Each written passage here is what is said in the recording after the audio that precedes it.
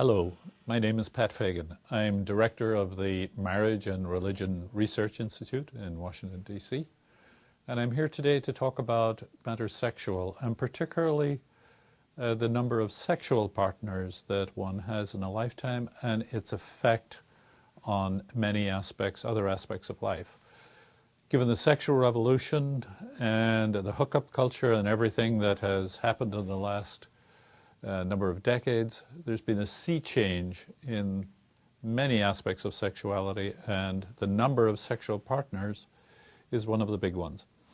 I first came across the data of the impact of this on a study done by Robert Rector at the Heritage Foundation back in the late 90s.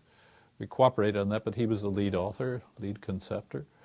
And there we were tracking the impact on many outcomes, but particularly on the stability of marriage later in life. So we were looking at women who were age 30 to 45. And so they'd lived long enough to have had experience from age 14 to 29. Those women who had no other sexual partner but their husband, in other words, they were totally monogamous, such women, 80% of them were still in an intact married family at this later phase in the study.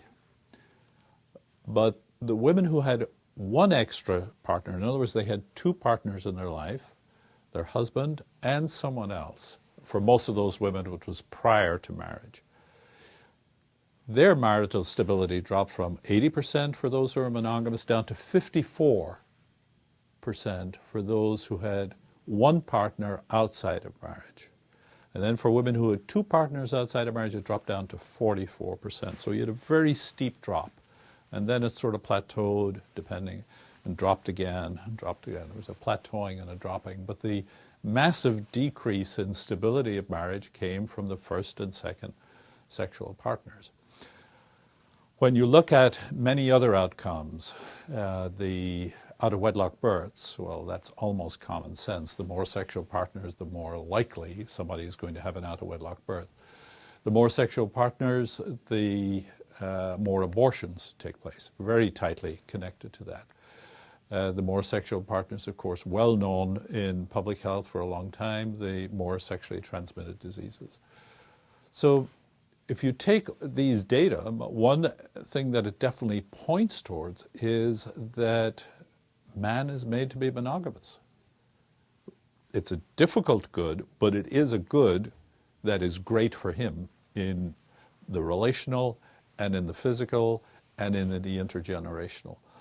So chastity, monogamy, and dedication to marriage is key not only for personal health, but for intergenerational strength and also for physical health.